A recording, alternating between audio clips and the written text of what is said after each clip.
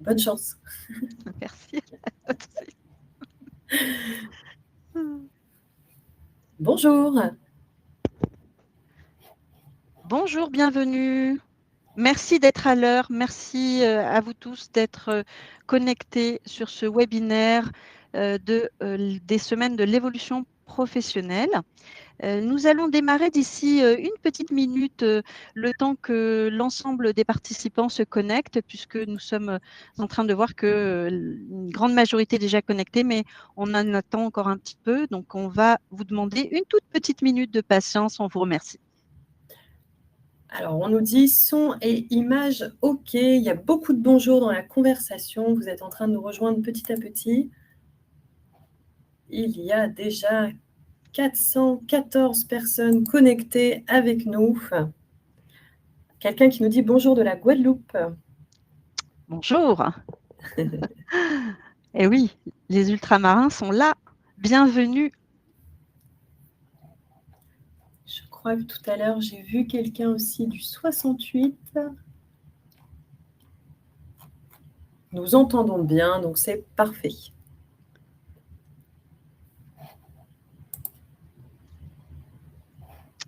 Et le chiffre continue à augmenter. Eh oui, eh oui. Parfait. Tout est OK, on nous confirme. Eh bien, parfait.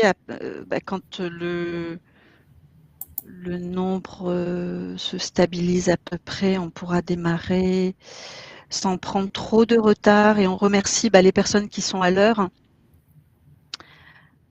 pour ce webinaire intitulé « Je gère ma carrière professionnelle au-delà de 50 ans ». On a quelqu'un qui nous dit bonjour du pays du cassoulet.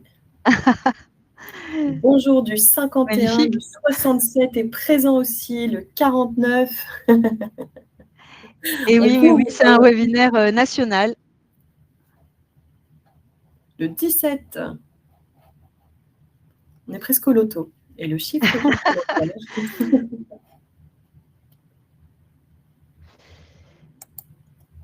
Et Laetitia, si tu souhaites, on va démarrer puisque je voudrais pas qu'on se retarde. Nous avons attendu 3 minutes, donc il est 15h03, on peut démarrer. Donc, bienvenue, bonjour à toutes et tous pour cette semaine de l'évolution professionnelle qui a démarré le 6 et qui se termine le 17 octobre, qui est organisée donc par Avenir Actif et l'APEC, et évidemment avec de nombreux partenaires, dont Transition Pro aujourd'hui pour ce webinaire-là. Que je vais co-animer avec Laetitia Gamrani, et je vais la laisser se présenter donc juste avant d'avoir indiqué les règles sur cet échange, sur cette présentation. Donc vous aurez la possibilité de poser vos questions au fur et à mesure et on va y répondre de fur et à mesure également sur ce webinaire. Donc Laetitia, si tu le souhaites, je t'invite à te présenter. D'accord, merci beaucoup Nagia. Donc Laetitia Gamrasni, je suis chargée de partenariat pour Transition Pro Île-de-France. Donc on va pouvoir parler un petit peu de Transition Pro et sans plus attendre, je vous précise quand même qu'on est présent dans toutes les régions où vous avez manifesté votre présence dans le chat. Donc voilà, vous allez pouvoir nous retrouver partout, de même que l'APEC, Avenir Actif et les autres opérateurs du CEP. Nagia, peut-être sur la slide juste avant, celle-ci, il y avait déjà une question concernant si tu peux passer à la slide précédente. Oui, ça c'était effectivement. Alors, je pensais qu'il y avait noté quelque chose. Donc, un événement 100% digital. Quelqu'un pose déjà la question de est-ce qu'il y aura un replay? Je sais pas si tu as... Alors, sur les SEP, normalement, sauf changement, sur les SEP, il y a un temps de replay. On n'a pas les dates, mais en effet, vous les retrouverez sur le site dédié, qui est le SEP, qu'on vous mettra à la fin du webinaire. Et à mon avis, vous retrouverez le replay pour un certain nombre du programme de la semaine SEP. Donc là, je vous remets, et en effet, il est digital, gratuit, accessible à tous, hein. Normalement, l'année dernière, en tous les cas, c'était comme ça, il y avait bien un replay des webinaires. Donc j'espère que ça sera le cas également. Je crois qu'effectivement, il y a un replay, mais qui sera accessible après C'est les ça. 2 semaines. Voilà, Donc, c'est après l'événement, ouais. Voilà, vous ne l'aurez pas juste après ce webinaire. Tout à fait, c'est ça. Merci beaucoup Laetitia, parce qu'en effet, c'est à partir du 18, puisque les SEP se terminent le 17 octobre, que les webinaires pourront être visualisés. Voilà, donc tous ceux qui ont déjà eu lieu, parce que je vois que c'est aussi la question, replay aux alentours du 20 octobre, théoriquement, donc à la fin de la période. Alors, on a quelqu'un qui nous pose une question intéressante. Qu'est-ce que les SEP ? Alors, c'est les semaines de l'évolution professionnelle, pardon pour le jargon, mais en effet, c'est juste l'acronyme pour dire semaine de l'évolution professionnelle. Alors, voilà. Et dans ce cadre-là, on organise ce webinaire avec des partenaires. Et donc, un certain nombre sont nationaux, donc concernent tout le territoire métropole et ultramarin concernés. Donc, pour ma part, je suis Najia Boulassel, je suis consultante développement professionnel et je travaille à l'APEC. Donc, l'APEC, c'est l'Association pour l'emploi des cadres, et on est également présent sur tout le territoire pour accompagner les jeunes diplômés et les cadres qui soient en recherche d'emploi ou en poste. Voilà pour cette présentation. Je vous propose de démarrer ce thème qu'on appelle donc je gère ma carrière au-delà de 50 ans. Sur cette partie, donc je vais vous présenter un petit peu ce qu'on appelle un senior. Hein. Qu'est-ce qu'un senior aujourd'hui? On va voir qu'il y a plusieurs entrées pour définir cette thématique. En deuxième point, les principaux atouts des seniors. La troisième partie de cette présentation, donc les freins et les stéréotypes par rapport donc à cette notion, à cette population dite senior ou cadre expérimenté. En quatrième partie, on verra les leviers pour mobiliser et dépasser ces freins. Et enfin, je vous présenterai dans un troisième temps le conseil en évolution professionnelle. Entre-temps, donc Laetitia vous présentera évidemment les dispositifs en lien avec Transition Pro et qui sont également d'une portée nationale. Donc, sur cette première item, qu'est-ce qu'un senior?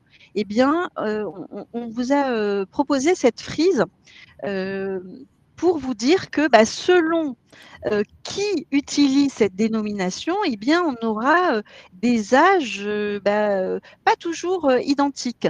Hein. Par exemple, si on prend du point de vue de la vie professionnelle ou de la carrière professionnelle, eh bien, vous avez vu, on situe la seniorité avec un démarrage, hein, parce que c'est qu'un démarrage de cette seniorité autour de 45 ans. Hein, c'est ce qu'on appelle à peu près la mi-carrière, c'est-à-dire que vous arrivez à une partie, à une moitié de votre carrière professionnelle. D'ailleurs, 45 ans, et ça tend même maintenant à aller plutôt vers les 47-48, puisque l'âge de la retraite se décale, donc automatiquement, la mi-carrière se décale également automatiquement. Si on prend l'entrée de la statistique des politiques publiques, à ce moment-là, qu'est-ce qu'un senior? Eh bien, le senior va être identifié autour des 50 ans. Hein, c'est à ce niveau-là qu'un certain nombre de statistiques sont prises ou faites par les politiques publiques. L'âge, le repère 55 ans, lui, est pris pour dire qu'à 55 ans, il reste à peu près un quart de parcours professionnel à faire. Hein, donc, ce dernier quart qui est très important, d'où ce webinaire aujourd'hui. 57 ans, ce repère-là, il est pris plutôt dans les politiques de l'emploi, notamment, par exemple, quand les politiques publiques créent des contrats spécifiques, comme le CDD senior. On a un autre repère, celui de 60 ou 65 ans, Et ça, ce sont des seuils également qui vont être pris en termes de seniorité pour pouvoir bénéficier d'un certain nombre de dispositions sociales ou de prestations sociales, comme voilà, l'APA. Plutôt, ça va être relié avec des aides sociales, voire médicales. Et enfin, le dernier repère sur la question de la seniorité, elle va être en lien avec la santé et avec le corps médical qui, lui, indique qu'à partir de 73 ans, eh bien, commencent peut-être des petits dérèglements médicaux plus ou moins importants, mais en tous les cas, c'est un repère là pour le coup médical, 70, 73. Donc, vous voyez, quand on parle de seniorité, selon qui parle de seniorité, on ne va pas avoir le même repère. C'est ça qu'il faut comprendre de manière à ce qu'on puisse se dire de quoi on parle véritablement. Mais si on revient en effet dans la sphère professionnelle, eh bien, à partir de 45-50, là, on va être sur cette catégorie-là. Et cette catégorie de public, qu'on appelle les cadres seniors, eh bien, on a fait une étude pour voir un petit peu ce que les recruteurs peuvent en dire. Et on a extrait de cette étude les éléments que je vais vous présenter là. Donc, les cadres seniors sont appréciés pour un certain nombre d'éléments de compétences favorables. Et donc, l'étude en question a posé une question aux recruteurs qui est parmi les atouts des cadres seniors, parmi les atouts dont les cadres seniors peuvent faire bénéficier à une équipe, lequel, d'après votre expérience, apporte-t-il le plus fortement par rapport aux cadres plus jeunes? Donc, les recruteurs dans ce panel-là, eh bien, nous indiquent que ce qui est beaucoup apprécié, c'est l'expérience des situations différentes, des différents cas possibles. Donc ça, à 25% en premier lieu, c'est le niveau d'expérience des cadres seniors. Le deuxième item, c'est leur expertise technique concernant leur métier, donc le cœur métier. Donc, ils ont une connaissance assez approfondie puisque quand on parle d'expertise, ça veut dire qu'on a une maîtrise de son métier. Et donc ça, c'est le deuxième item préféré et énoncé par les recruteurs. En troisième, quatrième et cinquième ex aequo à 14%, eh bien, il y a 3 éléments. Il y a leur connaissance des clients ou des fournisseurs ou des partenaires avec lesquels ils travaillent. Il y a leur connaissance des rouages internes, et ça, on verra que c'est très important, notamment avec l'item qui suit et qui est à 14% aussi, à savoir les compétences relationnelles et donc leur capacité à anticiper les conflits, gérer les relations, créer peut-être de bonnes conditions dans l'entreprise. Et enfin, le dernier item qui est la connaissance, leur connaissance, enfin l'historique de l'organisation ou l'historique de l'activité, puisqu'ils sont aussi dans l'entreprise en quelque sorte des mémoires quand ils ont une certaine ancienneté dans l'entreprise, puisque évidemment la seniorité est aussi relative à une ancienneté dans l'entreprise. Donc vous voyez que voilà, les recruteurs nous indiquent les éléments, les compétences ou en tous les cas ce qu'ils constatent de leur population senior dans ce qu'ils préfèrent. Deuxième partie des atouts qui sont appréciés par les employeurs ou les recruteurs. Ils apprécient la population senior, selon donc les managers. Les cadres seniors sont en général, excusez-moi là, je crois qu'il y a une petite slide. Ah ouais, voilà, c'est ça. Donc pour leur maturité, c'est-à-dire leur capacité de prendre du recul, leur capacité aussi à avoir de l'humour, leur capacité à avoir une vision globale sur les situations. Et donc, on le voit là à travers ces items-là, mais également, ils sont aptes. Ils ont une certaine maturité et on l'a vu tout à l'heure avec leur expérience, ils ont une capacité à transmettre des connaissances, à désamorcer des conflits, à prendre des décisions, à évaluer la difficulté et le temps d'une tâche, à piloter un projet et à entretenir des relations de fidélisation avec les clients. Hein. Donc ça, c'est la deuxième partie, c'est-à-dire toute cette maturité, toute cette expérience qui permet tous ces atouts pour un cadre dit senior. Troisième, oui, Laetitia. Ah, pardon. Oui, oui, si. Je voulais prendre la parole parce qu'effectivement, dans la conversation, ça se questionne un petit peu parce qu'il y a un gros focus sur les cadres et certains disent on n'est pas tous cadres. Donc, qu'en est-il pour les non-cadres? Donc, ce que j'expliquais, c'est qu'effectivement, les webinaires des semaines de l'évolution professionnelle s'adressent à tous. Là, il y a en effet un zoom sur les publics cadres, mais certains éléments peuvent bien sûr se retrouver un peu partout. Donc, voilà. Alors, en effet, merci Laetitia. En effet, effectivement, moi, je représente l'APEC et en effet, on est un peu plus focal sur la population cadre. En revanche, je confirme, Laetitia, ces éléments-là se redéclinent sur la population globale des salariés, que ce soit employés, agents de maîtrise, techniciens, parce que dans tous les cas, ce sont des éléments transversaux et communs à cette population dite expérimentée ou senior qui va apporter son expertise, ses expériences, tous les éléments et ces atouts-là. Évidemment, là, l'étude a été faite sur un panel cadre, mais les conclusions de cette étude, je ne prends aucun risque à dire qu'elles vont être communes à tous les autres salariés, en fait. Hein. Donc, du coup, c'est pourquoi on vous partage ces résultats-là, parce qu'elles vont concerner finalement les salariés, la population dite salariée au sens général, quoi, en fait. Hein. Il n'y a pas, on n'a pas de, voilà, on n'a pas de spécificité à ce niveau-là. Il y en a sur d'autres parties, mais pas à ce niveau-là. Hein. Troisième. On a effectivement Valérie qui dit « Je pense que la perception de l'âge influe quel que soit le statut ». Absolument.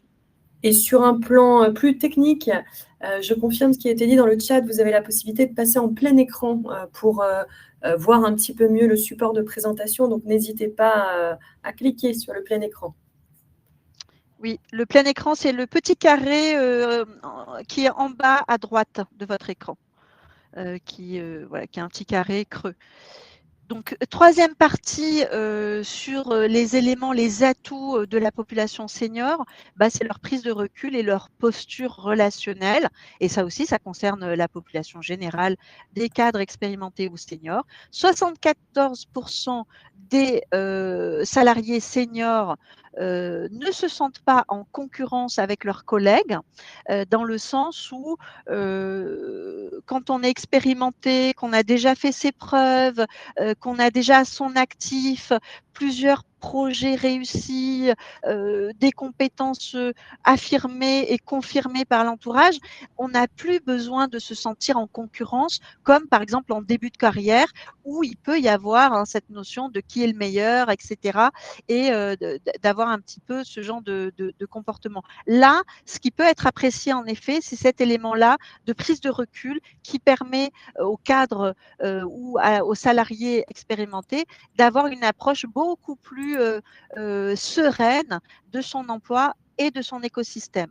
59% des managers considèrent qu'il n'y a pas de conflit intergénérationnel dans leur équipe quand ils ont des cadres, des personnes seniors dans leur équipe, parce que du fait justement de ce qu'on vient de dire précédemment. J'avance, sauf si Laetitia, oui. tu me dis si jamais il y a des questions. Je veux bien, s'il te plaît, une petite question. Alors, déjà, on a Olivier qui veut savoir s'il est possible d'avoir accès à l'étude complète. Alors, certains remarquent qu'elle date de 2021. Est-ce qu'il y en a une plus récente ou est-ce que c'est celle-ci la dernière en date? Et en ce cas, est-il possible d'y avoir accès? Première question. Absolument. Alors, toutes les études sont sur apec.fr. Vous allez sur la partie APEC Corporate ou APEC Études, tout en bas du site apec.fr de l'accueil. Vous avez tout en bas le site APEC Études et vous avez l'intégralité des études APEC. Alors, celle-là date de 2021 parce qu'elle était très approfondie. En revanche, il me semble qu'il y en a une plus récente, mais que vous pourrez retrouver également sur le site. Vous avez aussi d'autres études, notamment le baromètre des intentions de recrutement. Vous avez des fiches régionales d'emploi. Vous avez vraiment un tas d'études que notre département études observatoire de l'emploi met à disposition de tout un chacun. Il suffit de cliquer sur le site. Alors effectivement, donc je viens de mettre l'étude, je viens de mettre le lien ainsi que l'une de tes collègues qui est dans le chat aussi, donc qui a mis également l'étude sur le lien vers l'étude. Merci. Je t'en prie, une autre question. Est-ce que faut-il accepter des postes non cadres pour trouver du travail? Question de Céline. Alors, c'est une question à laquelle on ne pourra pas répondre directement. Pourquoi? Parce que ça dépend du métier, ça dépend du secteur, ça dépend de l'évolution de votre métier, ça dépend de votre localisation. Voilà, on ne pourra jamais apporter une réponse de but en blanc sur une situation personnelle. Donc, je vous invite à vous rapprocher plutôt d'un conseiller ou d'un consultant qui pourra vous aiguiller et vous aider, vous donner des informations sur le marché, sur votre marché, on va dire plus spécifiquement. Alors, on a Valérie qui nous demande plus généralement pourquoi les cadres seniors ont des difficultés pour trouver des emplois. Est-ce que tu as un avis ou est-ce que tu as peut-être que tu l'as abordé dans les slides et que il y a quelque chose sur lequel revenir? Alors, merci pour la question. On va arriver à la réponse. Je ne vais pas y répondre puisque la slide qui suit va répondre en partie à cette question. Donc, de manière à ne pas dévoiler, mais on va y arriver. J'ai encore quelques éléments à donner et je réponds à la question. On va voir qu'en effet, il y a des freins sur le recrutement de population senior. Merci beaucoup, Nadia. Donc, je peux reprendre? Oui, tout à fait. Ah, merci. Donc, je poursuis sur la dernière partie de les atouts, puisqu'on aime se focaliser aussi sur les atouts de population senior. Eh bien, leur rôle de régulateur dans les relations sociales est reconnu dans l'entreprise. Et ça, on a également une étude qu'on a fait après le Covid qui montrait que en temps de crise, les cadres, les salariés seniors résistaient davantage et géraient mieux. Et d'ailleurs, les entreprises ont pu résister à la crise grâce en partie, évidemment pas que, mais en grande partie sur les compétences, la prise de recul des salariés seniors parce que justement leur expérience leur a permis de résister. Donc leur côté bienveillant, loin des rivalités, bouffée d'oxygène pour leurs collègues et leurs managers, sont reconnus avec enthousiasme également leur loyauté dans leur engagement dans leur travail.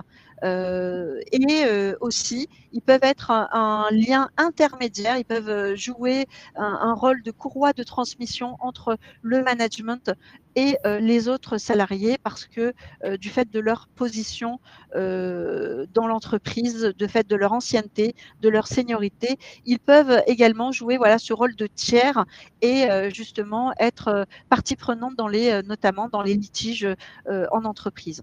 Voilà sur cette partie des atouts. Je passe et je réponds à la dernière question avec cette slide sur qu'est-ce qui fait que les seniors ont un peu plus de mal à retrouver de l'emploi. Et bien tout simplement, on constate qu'il y a des freins et des stéréotypes sur le marché de l'emploi qui quelquefois freinent l'embauche ou freine l'ouverture à recruter des personnes plus expérimentées. Donc là, et on a, alors je précise, sur les freins, on a des stéréotypes ou des préjugés des deux côtés, c'est-à-dire côté population salariée senior et côté recruteur. Donc les recruteurs, du côté des seniors, eh bien, on constate que parfois, il est un peu plus difficile de faire le deuil de l'emploi précédent. Donc, on n'a pas encore totalement passé cette étape quand on a perdu un emploi dans lequel on s'est investi, dans lequel il y a eu un engagement, etc. Quelquefois, il y a cette partie, entre guillemets, du deuil du précédent emploi, qui n'est pas encore tout à fait résolue. Deuxième point, on constate, et ça c'est très important, que le projet professionnel n'est pas toujours très clair. Hein. Donc, et quand le projet n'est pas clair, automatiquement le positionnement n'est pas clair. Et enfin, du côté des seniors, on voit également que démontrer et argumenter voilà, ses compétences, c'est pas non plus un exercice facile. Et on constate qu'en termes de communication de ces compétences, eh bien, c'est pas toujours simple. Vous voyez, donc il y a des éléments. Et du côté des recruteurs, eh bien, on peut faire face à des préjugés. Notamment, le premier préjugé, c'est le salaire. Les recruteurs vont considérer que les seniors ont un salaire beaucoup plus élevé et qui pourraient peut-être faire des économies à recruter un personnel moins senior.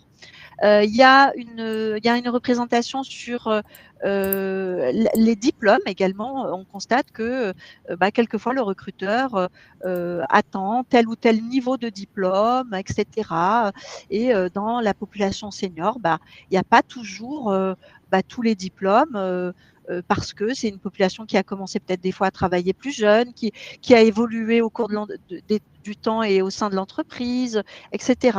Le recruteur peut avoir le préjugé aussi d'un manque de flexibilité en termes de point de vue management, c'est-à-dire qu'il va se dire un cadre expérimenté qui a déjà son caractère, sa personnalité, etc., sera moins facile à manager. C'est un préjugé. Et également, il y a un autre aspect du côté frein des recruteurs qui peuvent, là on a mis moins bonne maîtrise des outils informatiques, mais c'est un exemple parce que ça peut être à d'autres niveaux. Le recruteur peut se dire est-ce que le salarié senior est à jour de ses compétences, de son employabilité, est-ce que quelqu'un de plus jeune n'aura pas des connaissances plus récentes, etc. D'où l'importance, j'attire votre attention sur ce point-là, qu'en effet, il est extrêmement important de se former tout au long de sa carrière professionnelle pour justement mettre à jour son employabilité et notamment actuellement sur l'IA, les outils informatiques, les logiciels et encore d'autres aspects de vos métiers. D'ailleurs, sur ces aspects de formation, on a la grande chance d'avoir Laetitia qui va nous présenter juste un peu plus tard là, eh bien, les dispositifs pour pouvoir vous former tout au long de votre vie professionnelle. Et donc, je poursuis sur cet aspect des freins. Donc là, on a vu les freins des deux côtés. Et là, l'idée, c'est de vous dire, OK, il y a des freins, il y a des représentations, il y a des préjugés, mais on a également des solutions. Il y a des leviers pour dépasser ces freins, bien évidemment, heureusement. Donc, voici quelques leviers. C'est développer sa connaissance du marché du travail. On a eu une question sur son emploi, les concessions qu'on doit faire, etc. Eh bien, un des leviers, c'est se positionner correctement par rapport à son marché, par rapport à son écosystème, à sa localisation, etc. Identifier le besoin de compétences des entreprises, identifier les entreprises qui recrutent, identifier ses propres points forts. Donc, c'est faire ce travail préparatoire de l'exploration du marché pour identifier ses points forts, son positionnement, apprendre à avoir les éléments du marché. Également, une autre partie dans les leviers pour désamorcer bien les freins ou déconstruire les freins chez les recruteurs, c'est de travailler justement comment je désamorce les préjugés sur l'âge et quelle posture je dois adopter, notamment d'offreur de services, donc une posture proactive dans laquelle vous êtes plutôt en proposition. Ou en hypothèse, mais en tous les cas en proposition. Et l'idée, c'est de mettre en avant, de valoriser vos compétences, vos qualités acquises tout au long de l'expérience, en vous appuyant sur des éléments concrets de votre vécu professionnel, sur ce qu'on appelle nous des réalisations, c'est-à-dire qu'on s'appuie réalisation, la racine c'est réel, donc la réalité de vos compétences, puisque aujourd'hui on considère qu'il s'agit démontrer, on n'est plus sur juste une affirmation de sa compétence, on va être également sur une posture de démonstration et on va s'appuyer sur la réalité de son parcours et de son vécu professionnel pour faire cette démonstration-là. Donc ça, c'est une partie du travail. L'autre partie, c'est d'anticiper les doutes des recruteurs. Et ça, bon, à l'APEC, mais d'autres, chez nos partenaires également, Avenir Actif, chez d'autres Cap Emploi, voilà, il y a différents partenaires, en fait, selon qui vous accompagne, qui peuvent travailler sur, en effet, les freins des recruteurs et comment non seulement identifier les freins, parce que quelquefois, eh bien, c'est assez implicite. Finalement, c'est à travers des questions, par exemple, si je vous donne un exemple de frein, mais implicite chez le recruteur, vous avez une offre d'emploi dans laquelle il y a des déplacements, mais le niveau de déplacement n'est pas indiqué. Vous avez l'entretien avec le recruteur et le recruteur vous dit dans sa question, oui, alors il y a un déplacement tous les 15 jours. Est-ce que c'est un rythme qui pourrait vous convenir? Alors, il va formuler sa question plus ou moins de manière explicite, mais quand on va vous demander ça, l'idée derrière est de savoir est-ce que vous avez suffisamment d'énergie pour supporter et accepter un poste, par exemple, avec 2-3 déplacements par mois, etc. Donc, derrière le préjugé, c'est êtes-vous en forme, voyez, pour ce poste. Donc, c'est très. Alors, il n'y a pas toujours des préjugés, mais en tous les cas, nous, on travaille avec vous, on fait du training pour essayer de lever ces freins et déconstruire à travers une argumentation constructive, positive, en réponse à ce type de questions-là. J'avance sur ces questions de frein. Donc, l'idée, il y a un autre levier, évidemment, c'est le réseau, tout au long de son parcours, constituer, entretenir, mobiliser son réseau. Être flexible quand on est dans une recherche d'emploi, à savoir sur le temps de travail, le secteur d'activité. Quelquefois, il faut élargir sur la localisation, etc.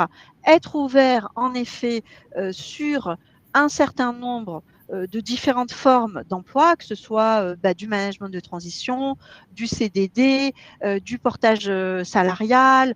Voilà, il y a différentes sortes de statuts et finalement, l'objectif, c'est d'avoir un emploi parce que nous, on se dit le statut lui-même n'est pas si important. Ce qui est important, c'est d'avoir un emploi et de participer au projet de l'entreprise. Hein, donc, voilà sur ces questions des freins. Concernant la partie CEP, donc conseil en évolution professionnelle, je l'aborderai donc à la fin.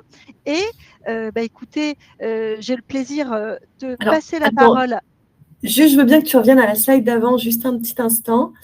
Il y a beaucoup d'échanges sur le chat. Alors, il n'y a pas forcément que des questions, mais il y a beaucoup de partage d'expériences des participants qui se retrouvent dans des vécus.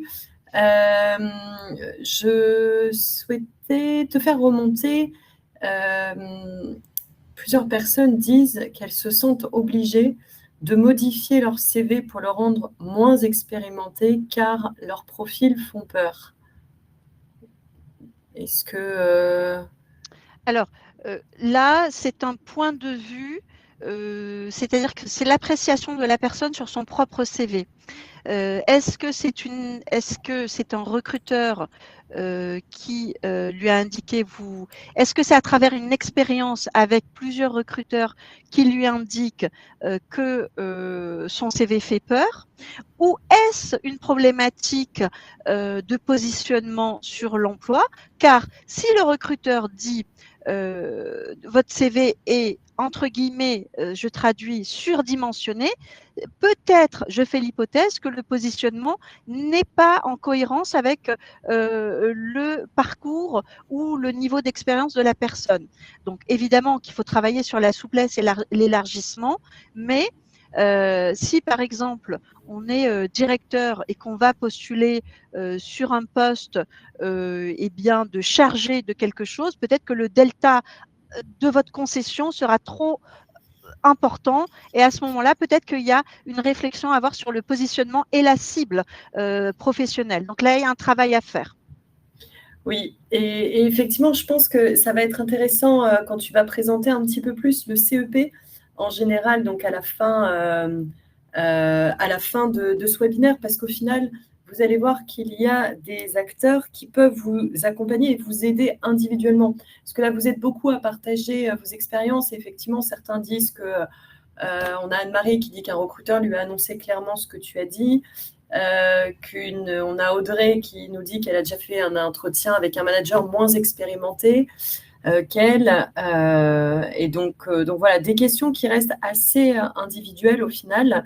Et quelqu'un qui demande, justement, qui fait la transition, qui demande est-ce que le CEP peut nous accompagner pour refaire un CV. Donc, Absolument. donc, Absolument. Alors, sur le CEP, on commence en effet par travailler sur le CV. Quand on dit le CV, c'est dit rapidement, le CV, en fait, c'est le parcours professionnel de la personne. Donc, on travaille sur le parcours, l'antériorité, vos compétences, etc. Et après, ça se traduit par un outil de communication qu'on appelle le CV. Mais en vérité, le travail qu'on fait en amont, c'est de travailler sur votre parcours, vos compétences et votre positionnement. Donc, et en effet, et de tout cela, on en sort un CV qui est la synthèse de votre parcours. Donc, absolument, vous pouvez vous faire aider. Laetitia a entièrement raison. Il y a plusieurs opérateurs qui peuvent vous aider et être utiles dans ce travail-là, bien sûr.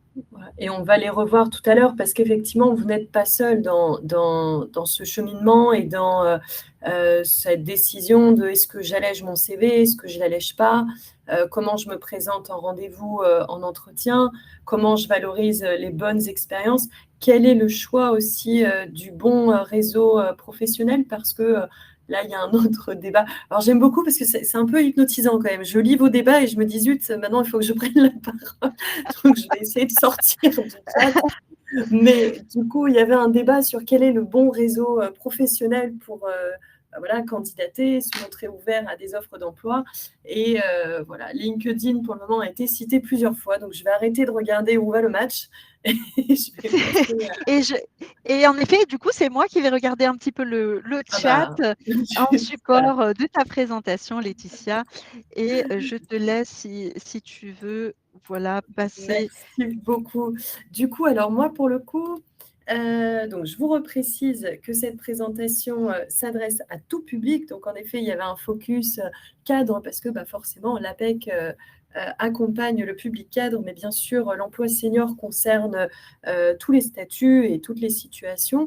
Et donc, quand vous êtes en situation de questionnement sur votre carrière professionnelle et que vous avez besoin bah, de faire le point, parfois, eh bien, vous aboutissez à un besoin de changement de métier, de reconversion. Et pour ce faire, je l'ai lu un peu dans la conversation aussi, le besoin d'acquérir le bon diplôme par rapport au métier que vous visez.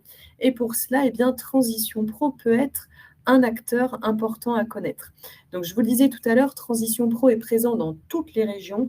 Donc, à chaque fois, vous trouverez Transition Pro Île-de-France, Transition Pro Normandie, Transition Pro PACA, etc. Quel que soit votre lieu de résidence, vous avez un Transition Pro à proximité de votre lieu de vie ou de votre lieu de travail, si vous êtes en emploi.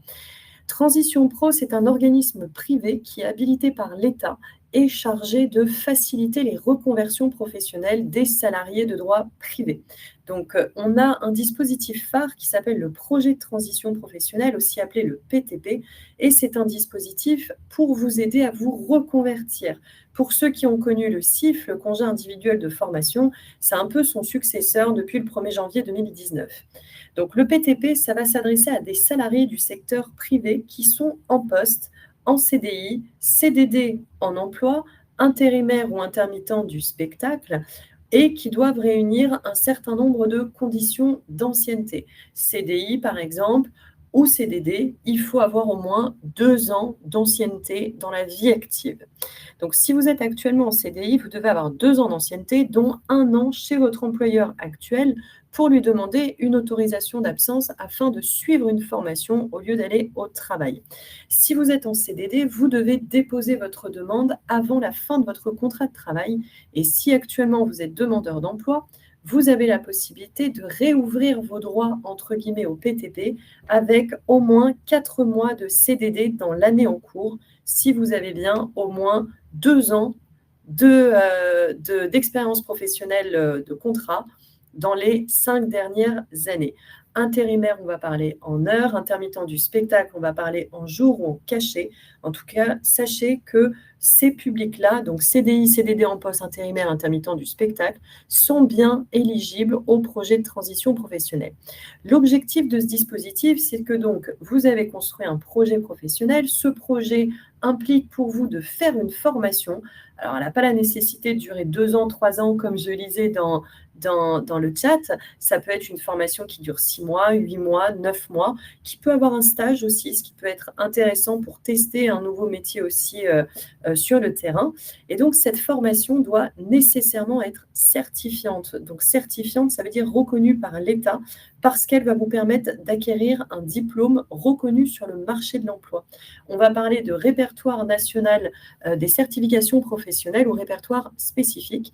Et la formation doit également être éligible au CPF. Donc, certains dans le chat tout à l'heure disaient « Oui, mais on n'a pas forcément autant dans notre CPF pour une formation. » Eh bien, grâce au PTP, vous le pouvez, puisque nous, on va se servir de votre compteur CPF pour abonder sur le coût qu'il va rester dans la prise en charge de votre formation.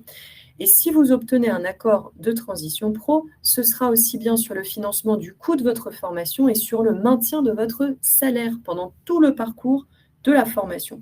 Donc, c'est vraiment un dispositif qui peut être un accélérateur pour vous et qui peut vous permettre de vous reconvertir en sécurité. Sachez aussi, pour faire le lien avec la thématique de ce webinaire, qu'on a bien sûr des personnes seniors qui déposent chez nous. On constate d'ailleurs une hausse des demandes de financement pour cette catégorie de population et qui ont des accords de financement. Nous, ce qu'on veut surtout, c'est de ne pas financer des projets entre guillemets de retraite. Donc, une personne qui va être à la retraite l'année prochaine ou dans 2 ans et qui veut se former pendant sa période de retraite, ça, c'est vrai qu'on est un peu moins facilitant dans ce contexte-là. Mais on comprend tout à fait qu'aujourd'hui, on a plusieurs carrières et qu'on peut avoir besoin de se former avant d'être en retraite et d'exercer un nouveau métier. Pour cela, on a besoin d'un diplôme correspondant. Alors, on va le voir sur la slide qui va suivre. Alors, Laetitia, oui. Avant qu'on passe à la slide, j'ai déjà plusieurs questions pour toi. Donc, j'ai Karen qui nous demande transition pro s'adresse-t-il à des demandeurs d'emploi, par exemple? Alors, pour répondre à Karen, demandeur d'emploi à l'instant T, non. Vous devez, si c'est possible, construire un projet où peut-être s'il y aura un passage par un CDD ou par de l'intérim pour pouvoir réouvrir vos droits au PTP. Ce dispositif s'adresse vraiment à des personnes qui sont en poste. Donc, CDD d'au moins 4 mois dans l'année en cours, consécutif ou non, avec quand même au moins 2 ans au cours des 5 dernières années où vous avez été en activité. Merci. On a Marie-Claire qui demande « Est-ce que ces financements sont accessibles à des salariés de statut cadre en reconversion ?» Tout à fait, c'est complètement possible. N'hésitez pas à vous faire accompagner du coup par l'APEC. Comme vous êtes cadre, on va voir tout à l'heure que chaque statut, chaque situation a son opérateur CEP qui peut aussi vous accompagner. Et donc, quand vous êtes cadre, l'APEC est quand même l'acteur à privilégier. Et donc, vous pouvez tout d'abord construire un projet et bien sûr, vous voulez faire une reconversion, c'est possible, même si vous êtes cadre. Et oui, merci. Et on a Frédéric qui dit « Quid des salariés d'un établissement public non fonctionnaire ?» Ah, non fonctionnaire. Alors, malheureusement, je vais répondre à cette question. Je crois que je l'ai vu rapidement passer par plusieurs personnes. Vous travaillez dans la fonction publique sous un statut de fonctionnaire. Malheureusement, vous n'êtes pas éligible au projet de transition professionnelle puisque la fonction publique a un système qui lui est propre et qui est différent du droit commun. En revanche, vous travaillez pour un établissement public avec un contrat de travail de droit privé. Là, vous êtes éligible au projet de transition professionnelle. Merci. On a Stéphanie qui demande « Est-ce que Transition Pro est uniquement pour les salariés ou est-ce qu'il peut financer les indépendants ?» Alors, les indépendants, non. Malheureusement, que pour les salariés, en effet. D'accord. Pourriez-vous aborder les dispositifs accessibles pour les demandeurs d'emploi et pour lesquels le CPF n'est pas suffisant pour envisager une reconversion? Alors, pour les demandeurs d'emploi, malheureusement, ça va être vraiment avec France Travail qu'il va falloir voir ça. Moi, pour le coup, je vous ai donné un peu l'astuce, entre guillemets, si vous avez la possibilité de prendre un CDD d'au moins 4 mois pour réouvrir vos droits. Ça fonctionne en tant que demandeur d'emploi parce que vous êtes en CDD. Par contre, si vous dépendez vraiment de France Travail, on n'aura pas les dispositifs à vous présenter dans ce webinaire. Il y aura d'autres dispositifs relatifs aux demandeurs d'emploi, en effet. Je vais juste me permettre de répondre à une question. Si on fait la demande 3 mois avant la fin du CDD, est-ce que ça marche aussi? Oui. Par contre, il faut que vous soyez en poste et si vous n'avez pas encore acquis les 4 mois, il va falloir qu'à chaque fois, vous ajoutiez les fiches de paye qui vont permettre d'arriver aux 4 mois, du coup. En tout cas, il nous faut 4 mois. Et je regarde, il y a Nora. Alors, il y a quelqu'un qui partage une information qui est le réseau Hello Master. Merci à Catherine Tran, qui est en effet un réseau qui est partenaire également de l'APEC. On a Nora qui nous demande le PTP non éligible aux expériences pro publiques. Donc, oui. Donc, Laetitia, en effet, a répondu qu'il y avait des subtilités. Hein, soit votre contrat est de droit privé, et là, c'est possible. Soit il est de droit privé, de public, et à ce moment-là, il faut vous rapprocher de votre RH. Je crois que j'ai vu passer une question de Alice. Est-ce que l'employeur peut refuser l'absence du salarié? Si tu veux bien, je vais répondre à cette question. Parce qu'il y a une série, oui, tout à fait. Voilà, j'en vois quelques-unes sur le sujet. Vous êtes très actifs sur le chat. Du coup, l'employeur, normalement, ne peut pas refuser. À partir du moment où vous lui faites la demande dans les règles, donc les règles de la demande d'autorisation d'absence, elles sont simples, mais plutôt que de vous les apprendre, je vous propose d'aller sur nos sites internet respectifs où il y a des modèles d'autorisation d'absence et où vous allez avoir donc exactement les informations qui doivent figurer. Sachez que votre employeur, si la formation a lieu sur le temps de travail, sera informé de votre projet. Donc, vous allez lui donner le nom de la formation, les dates, lui rappeler le texte de loi, puisque le projet de transition professionnelle est inscrit dans la loi. Et par contre, il faudra lui faire votre demande au moins 4 mois avant le démarrage de la formation. Donc, on est vraiment dans quelque chose qui doit s'anticiper, puisque l'employeur, c'est 4 mois avant, et nous, Transition Pro, je vous le dirai tout à l'heure, mais là, je vous le dis maintenant, comme ça, c'est fait, il faut déposer votre dossier quand vous êtes en CDI au moins 3 mois avant le démarrage de votre formation. Donc, attention, il y a quand même cette logique d'anticipation à respecter, mais en effet, votre employeur ne peut pas refuser. Si vous lui avez fait la demande dans les règles, vous avez au moins 1 an d'ancienneté chez lui en CDI, vous lui avez déposé la demande au moins 4 mois avant la date de démarrage de votre formation et votre demande d'autorisation d'absence respecte bien le canevas du bon modèle avec le rappel de l'article de loi, etc., etc.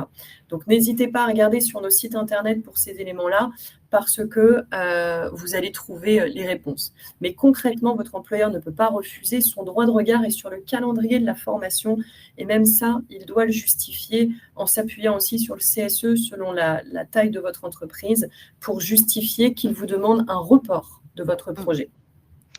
Alors Laetitia, quelques questions que je vais te lire. Donc, combien d'heures pour les intérimaires et quand on a épuisé le CPF, quel est le pourcentage de dossiers transition pro acceptés? Alors, attends, 30 secondes. Ok. Sinon, j'ai peur que tu ne puisses arriver à ta deuxième slide. C'est ça. Donc, intérimaire, je crois que c'est au moins 1800 heures dans la branche sur les 18 derniers mois, mais je vous invite à regarder sur notre site internet. Toutes les conditions d'ancienneté sont bien énumérées sur notre site internet, que ce soit en Île-de-France ou dans d'autres régions. Vous aurez cette information-là sur nos pages internet. Le CPF, même s'il est à 0 € pour nous, ça ne fait pas de différence. Ce n'est pas de l'argent que nous pouvons récupérer.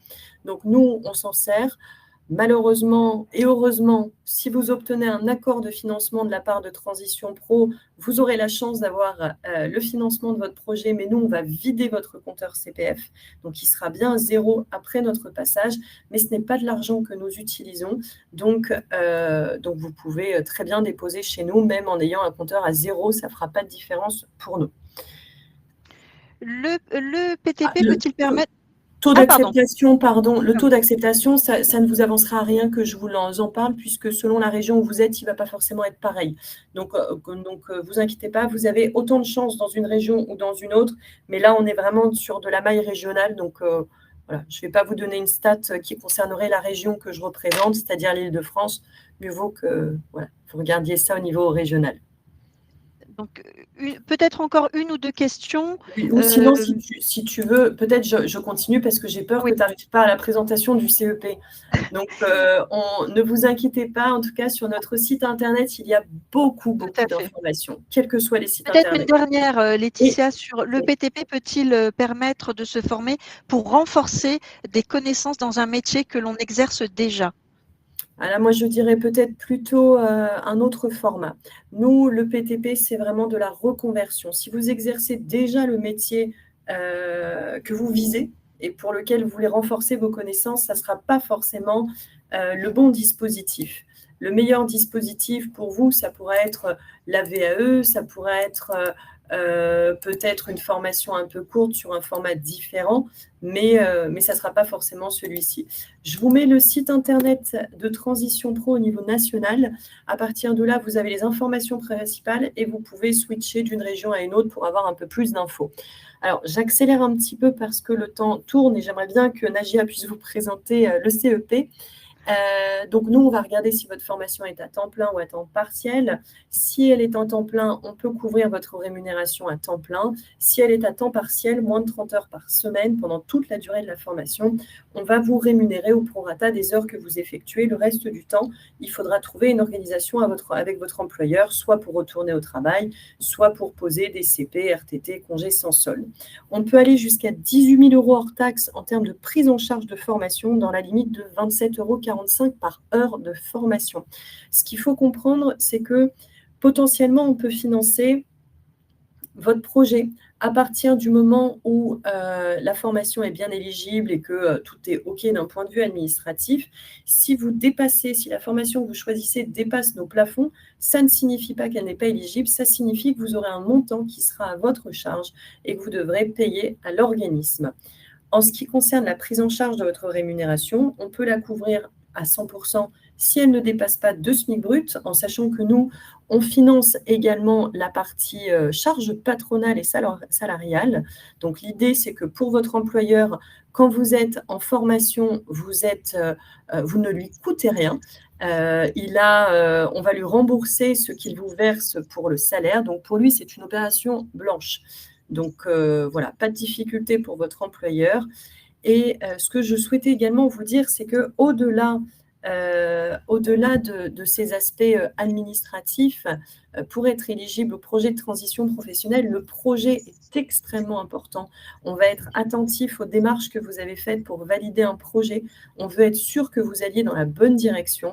Et pour cela, eh bien, on est partenaire des conseillers en évolution professionnelle tels que l'APEC, Avenir Actif, donc Cap Emploi, donc d'autres structures qui vont vous accompagner dans le fait de creuser votre projet professionnel. Donc, le projet est très important et on va l'évaluer pour une présentation en commission paritaire.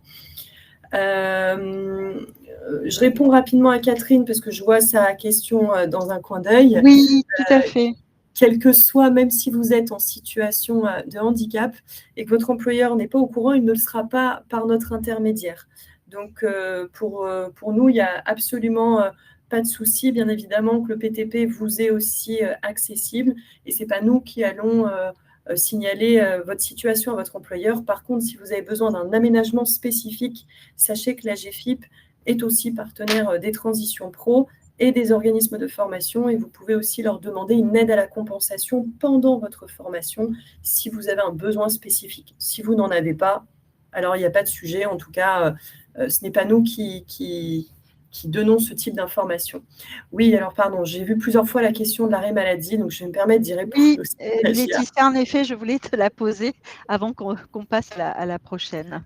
Merci. Donc, effectivement, si vous êtes en arrêt maladie, vous pouvez aussi bien être accompagné en CEP, conseil en évolution professionnelle, que faire un projet de transition professionnelle.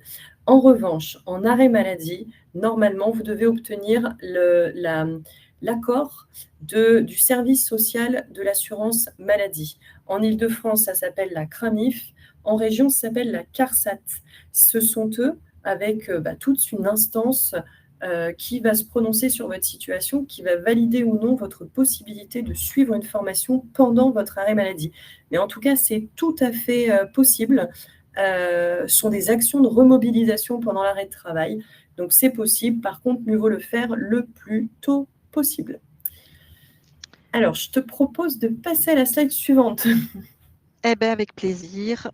Donc, je m'excuse. Non, il n'y a pas de problème. Je vois que tu as une petite difficulté.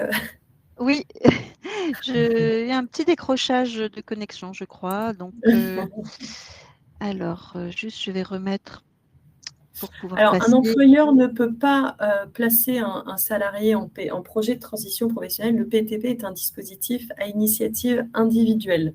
Donc, l'employeur n'a pas à orienter un salarié dans cette direction.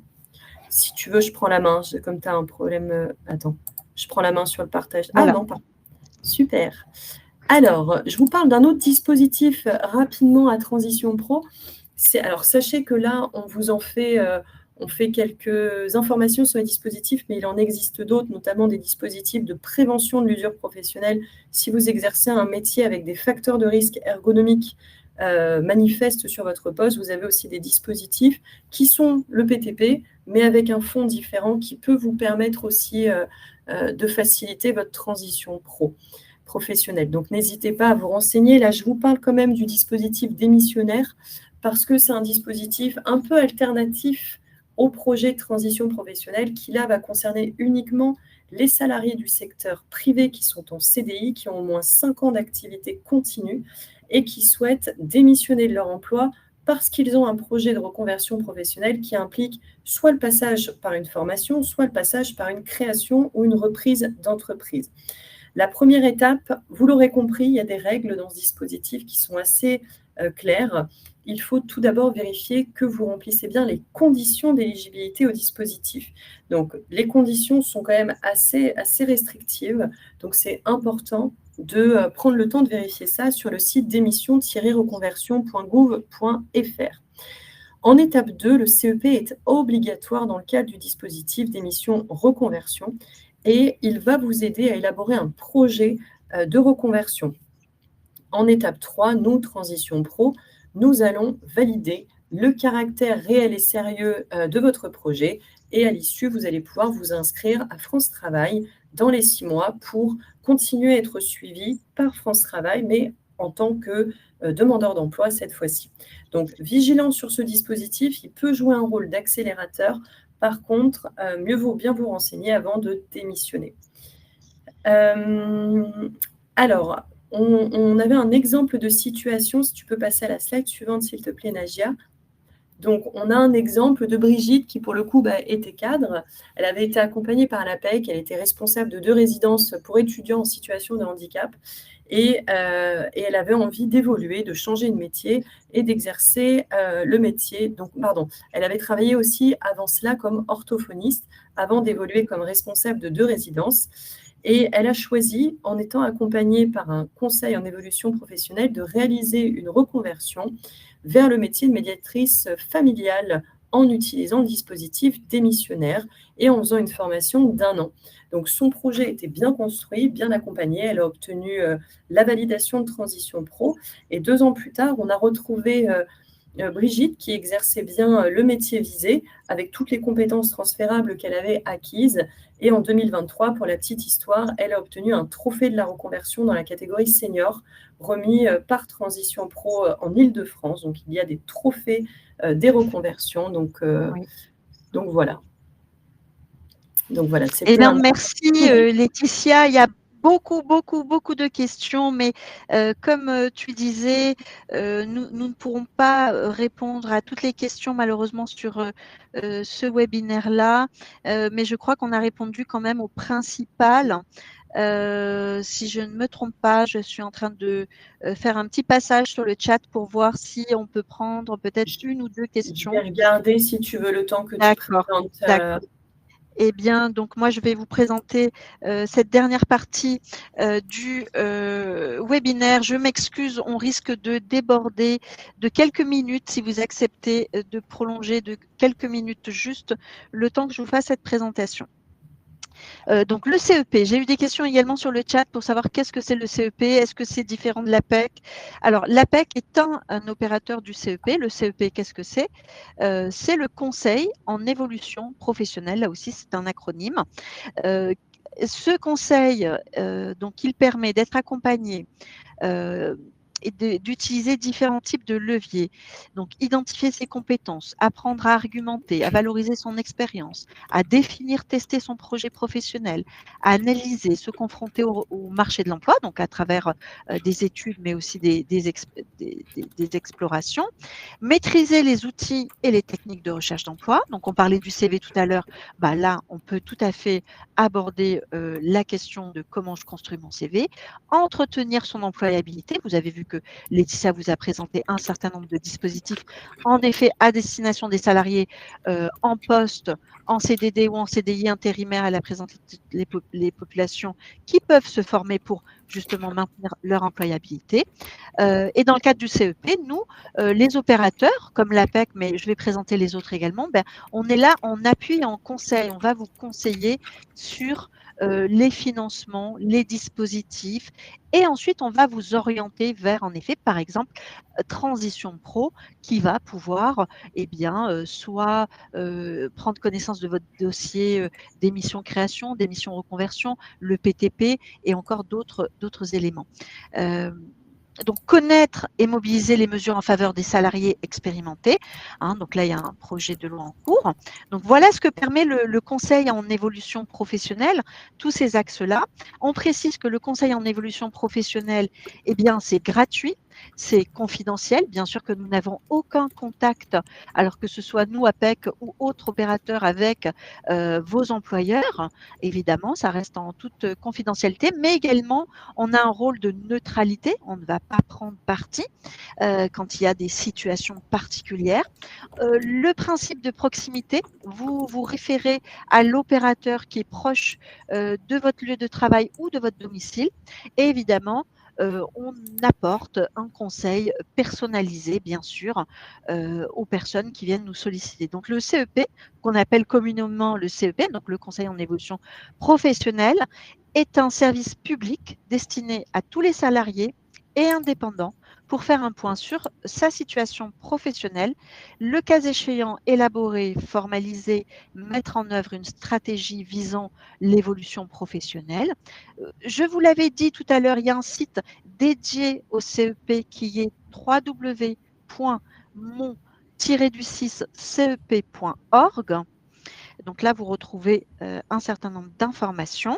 Je vous présente les opérateurs dédiés au conseil en évolution professionnelle. Donc, on a Avenir Actif, qui est l'opérateur qui va accompagner les salariés et les indépendants. L'APEC, donc, qui conseille les cadres et jeunes diplômés. France Travail, qui va accompagner les demandeurs d'emploi. On a Union nationale des missions locales qui, eux, c'est un réseau qui est plus spécialisé sur les jeunes de moins de 26 ans. Et enfin, on a Cap Emploi, un opérateur du CEP qui va accompagner les personnes en situation de handicap, qui peuvent être d'ailleurs accompagnées par l'un ou par ailleurs par un autre opérateur. Quel est l'objectif du CEP, du Conseil en évolution professionnelle? On en a plusieurs. Ce sont des exemples.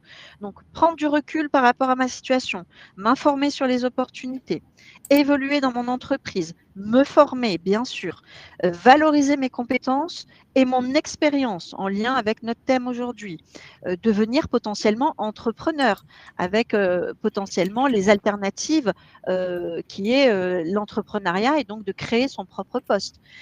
Changer de métier, et là on va parler de reconversion ou de transfert si on parle de changement de secteur.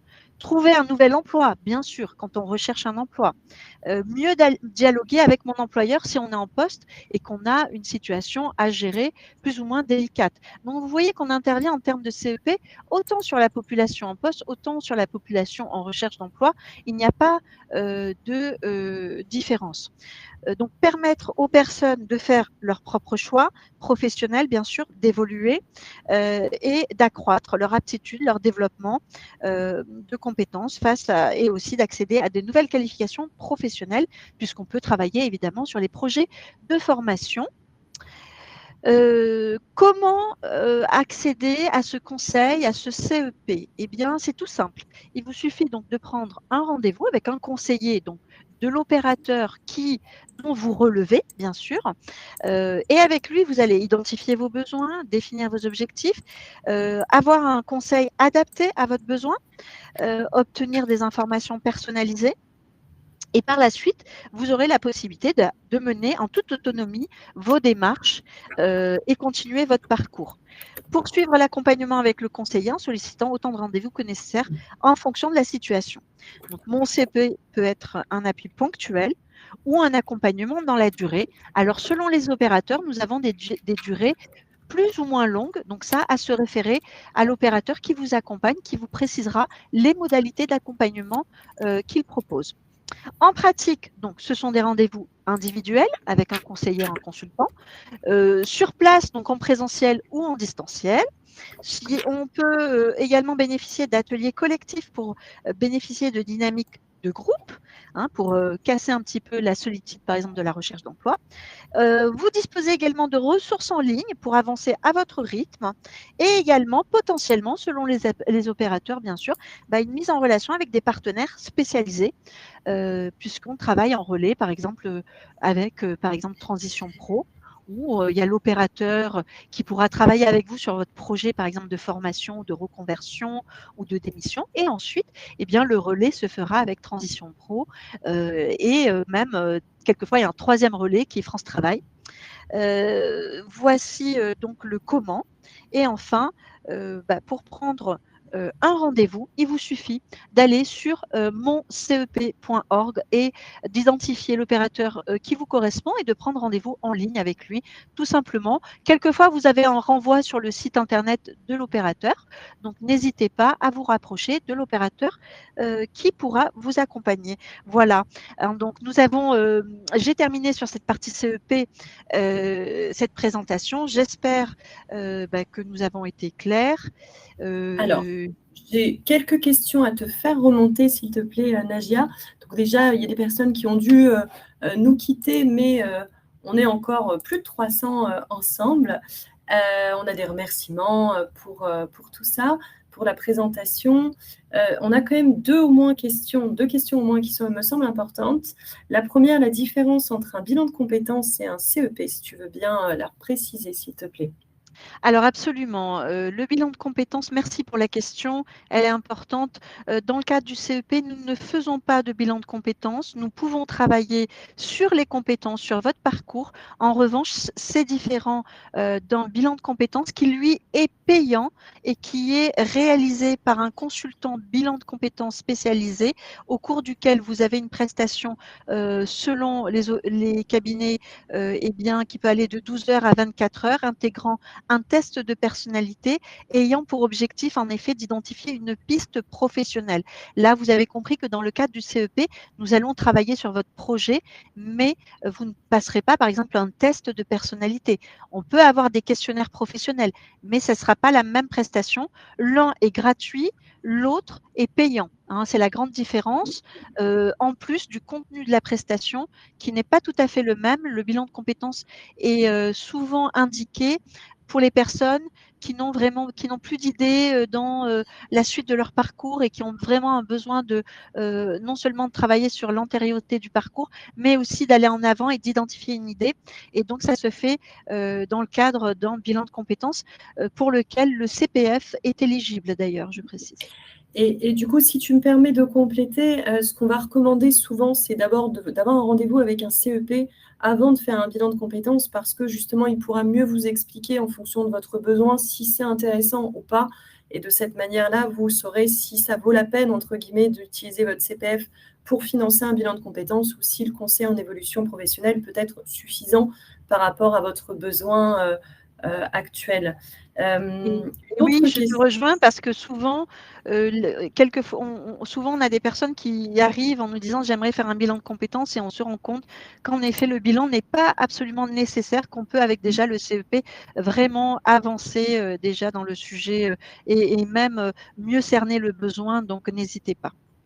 Et réciproquement, j'imagine des personnes pour qui vous êtes plutôt enclin à dire là, un bilan de compétences serait plus adapté au regard de votre besoin et de votre situation et de votre souhait aussi, hein, puisque ça reste une démarche volontaire également.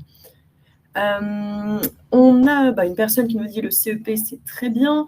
Une personne qui nous dit qu'elle a eu rendez-vous il y a 2 ans et qui veut savoir si c'est possible de reprendre un rendez-vous en CEP. Absolument, il n'y a pas de limitation, surtout que si ça fait 2 ans, elle a eu le temps d'évoluer ou de changer ou d'avoir d'autres perspectives. Donc absolument, n'hésitez pas. Alors, et une question, je sais, qui peut être, qui revient, qui est insistante, cette question. Mais effectivement, je sais que ça peut être un sujet de crispation. Donc, on a plusieurs personnes qui demandent pourquoi, pour faire un appel à un CEP, il faut donner son numéro de sécurité sociale. Alors, comme indiqué, alors en tous les cas, avec oui, l'ensemble des opérateurs, nous avons besoin d'identifier les personnes que nous accompagnons parce que, comme indiqué, c'est un service gratuit. Mais qui est gratuit pour le bénéficiaire, mais qui est réalisable grâce à des fonds publics. Et nous avons donc nécessité aussi de justifier, en tous les cas, tous les opérateurs justifient du nombre d'accompagnements et des personnes, même si ça reste confidentiel. C'est dans le cadre aussi de statistiques qui peuvent être réalisées par les politiques publiques. Nous avons besoin en effet de cet élément-là. Je précise que tous les systèmes informatiques sont sécurisés. Que je parle pour l'APEC parce que je ne connais pas les systèmes d'info des collègues des autres opérateurs. Pour ce qui nous concerne, les datas ne sont pas visibles des consultants ou conseillers qui vous accompagnent, puisque c'est une demande qui va émaner de l'APEC, mais donc l'accès est restreint, étant donné que l'information est confidentielle en effet, mais c'est une nécessité pour compléter votre dossier et pour pouvoir en effet vous accompagner. Voilà, j'espère que ma réponse clarifie ce point-là. Alors, du coup, on a Nathalie qui dit que la demande lui a été faite après un premier rendez-vous et par voie électronique. Elle a considéré que c'était une information confidentielle et sensible. Donc, ça, je déduis que ça l'a inquiétée. Effectivement, alors, si je peux me permettre de compléter aussi ce que tu dis, Nadia, aujourd'hui, donc bien sûr, cette donnée confidentielle n'est pas partagée, mais aujourd'hui, les CEP ont un système d'information qui a quand même un moyen de connexion, entre guillemets, et qui fait que vous ne pouvez pas être accompagné par 2 opérateurs CEP en même temps. Comme vous le soulignez, Nagia, tout à l'heure, le CEP est gratuit pour vous, mais payé par des fonds publics. Et l'idée, ce n'est pas d'avoir plusieurs accompagnateurs en parallèle. Donc, c'est aussi ça que la machine peut détecter. Si vous êtes déjà accompagné, normalement, l'opérateur ne peut pas vous accompagner en même temps. Donc voilà, en tout cas, pas d'inquiétude. Ce numéro n'est pas du tout utilisé à d'autres fins. Il reste confidentiel pour tous. Absolument, et je complète, il n'y a pas de tiers à qui on transmet ces données, absolument pas.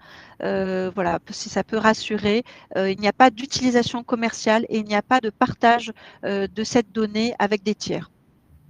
Si ce n'est dans le cas de croisement, voilà, avec des statistiques, mais c'est vraiment le public et donc pas à visée commerciale.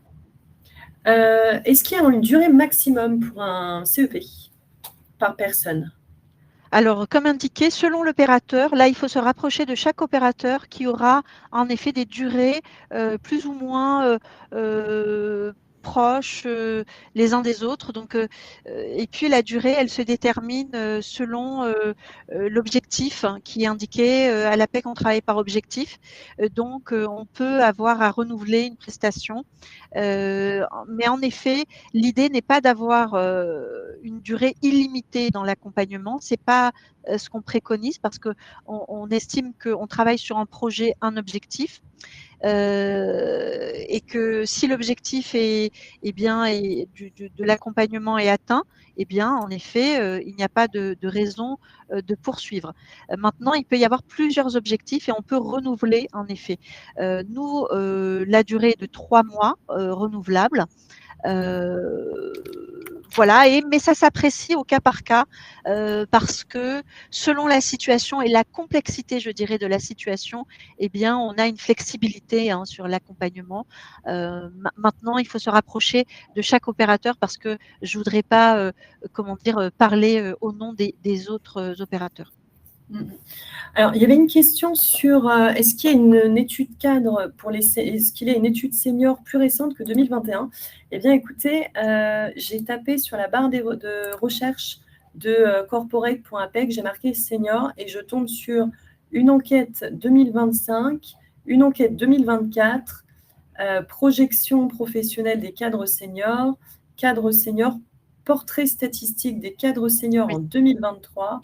Les cadres seniors de 55 ans et plus demandeurs d'emploi, 2022. Enfin, voilà, il y a pas mal d'études sur le site de l'APEC, peut-être filtrées, je voulais vous mettre un lien, mais en fait, ça n'est pas forcément utile parce que selon votre besoin, il y a plusieurs types d'études qui ont eu plusieurs années. Donc, n'hésitez pas à utiliser le moteur de recherche pour marquer juste senior et vous allez voir, il y a pas mal de choses qui arrivent.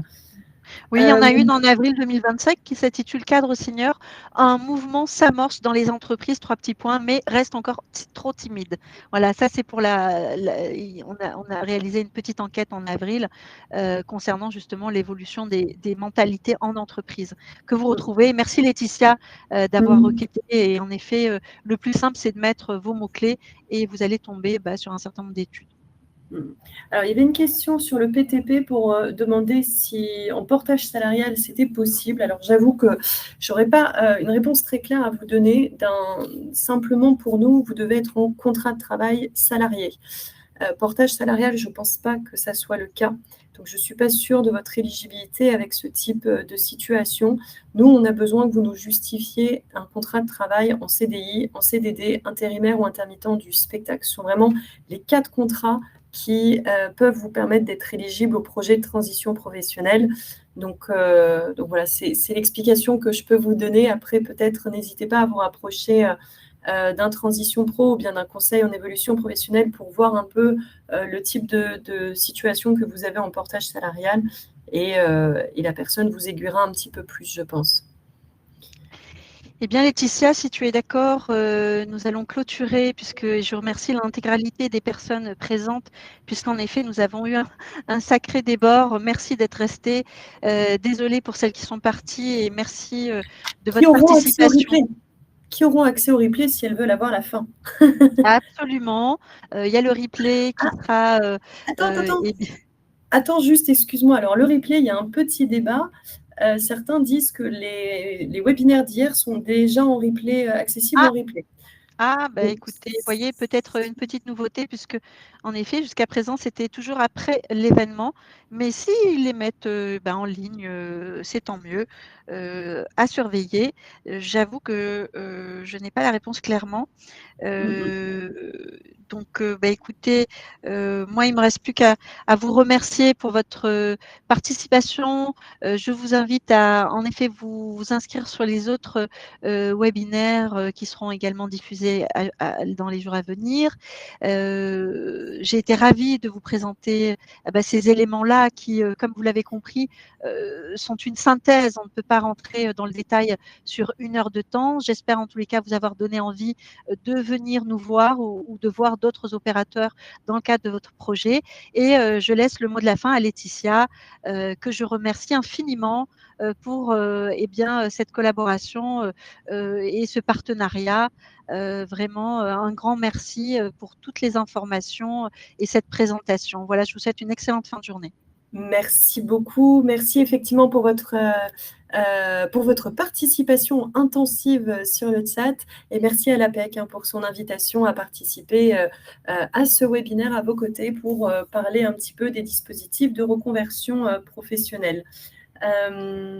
Alors, je suis un peu embêtée. Il y a une personne qui dit qu'elle est un peu contrariée, qu'elle n'a pas eu la réponse à sa question principale. Donc, Marjorie, n'hésitez pas à l'écrire. On regarde un petit coup d'œil au chat si vraiment vous n'avez pas obtenu cette réponse qui était importante.